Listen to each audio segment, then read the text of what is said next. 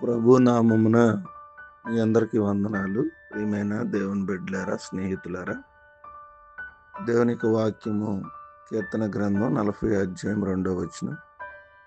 నా పాదములు బండ మీద నిలిపి నా అడుగులు స్థిరపరిచెను.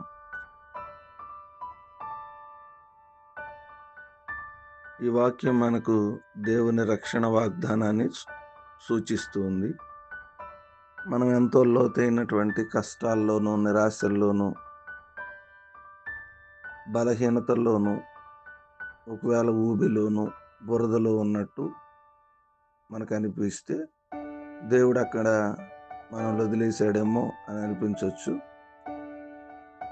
అయితే దేవుడు మనల్ని విడిచిపెట్టుకోకుండా ఆయన తన చేతులతో మనల్ని పైకి లేపి సురక్షితంగా రాయి మీద నిలబెడతానని దేవుని యొక్క వాక్యం సెలవిస్తుంది.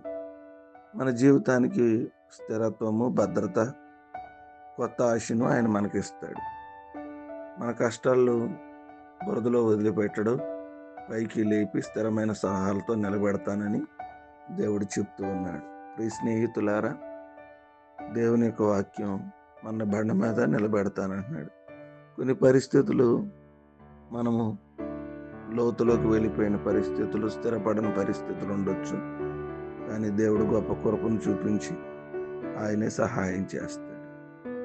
కాబట్టి మన జీవితంలో దేవుని మీద ఆధారపడి బండ మీద నిలబడి మన అడుగులు స్థిరపరచుకుని దేవుని ఆశీర్వాదాలు పొందుకుందాం. కొద్ది మాట దేవుడు మనకు ఫలించును గాక. ఆమేన్.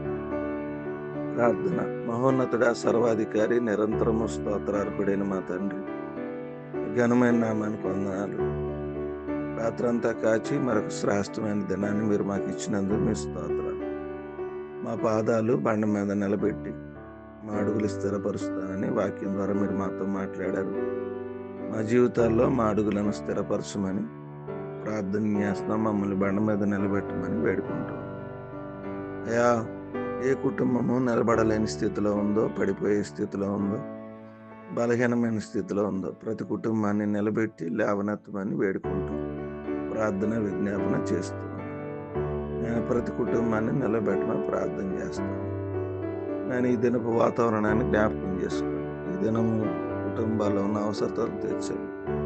ఈ దినము కుటుంబానికి ఉన్న అక్కరతలను తీర్చమని ప్రభు పేరట వేడుకుంటూ ప్రార్థన విజ్ఞాపన చేస్తుంది.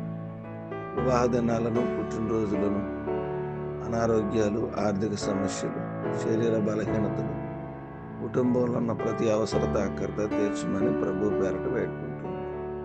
ఆయన మాకున్న ప్రతి అవసరతలో మీరే తోడుగుండి మీ సన్నిధి మాతో నడిపించి నేను మీ కృపలో జ్ఞాపకం చేసుకొని ప్రార్థన చేస్తున్నాము నడుచున్నాను తండ్రి.